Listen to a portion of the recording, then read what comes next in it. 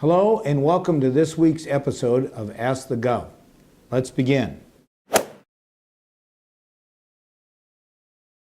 Our first question comes from Sue in Iowa City via email. Sue asks, why do you oppose tuition freezes at our state universities?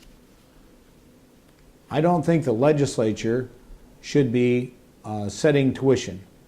The Board of Regents is the group that is responsible to oversee the universities. They know the needs of the universities and they're in the best position to determine what tuition should be. And so that's the reason why I think the legislature should not be setting tuition. Our second question comes from Jill in Sioux City via email.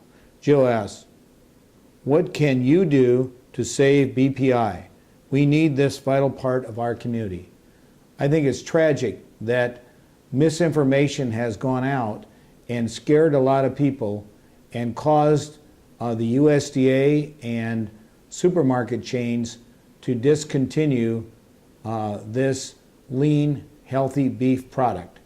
I know it's a good product, and I'm working with the governors of our neighboring states, actually with the states of Nebraska and Kansas and Texas, to tell the story. In fact, we're going to go to a BPI facility and show that we know this is a good, clean, wholesome process, that it is 100% pure, lean beef, and it's very nutritious and wholesome, and we think we need to do all we can to try to stop this panic and get people to realize that this is going to cost jobs and it's going to hurt a lot of people based on just a bogus and inaccurate information.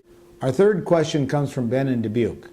Ben asks, Mr. Governor, our education reform and property taxes must-haves for you this session. They are my top priority. I believe that Iowa needs to pass a bold reform of our education system focusing on improving student achievement. We used to be number one in America and now we're middle of the pack. I want to do all we can to provide all Iowa students, regardless where they live, a quality education. I also believe that our high commercial property taxes are holding back and preventing businesses from locating or expanding in Iowa. And for many, many years, 30 years in fact, this has been studied by the legislature, but no action's been taken. Every year that we delay, property taxes go up. Failing to act will lead to a $2 billion increase in property taxes over the next 8 years. We can't afford that, and that's why reforming the property tax system is something that I think is a must for this session of the legislature. And I'm very hopeful we'll see that and education reform both approved before the legislature adjourns.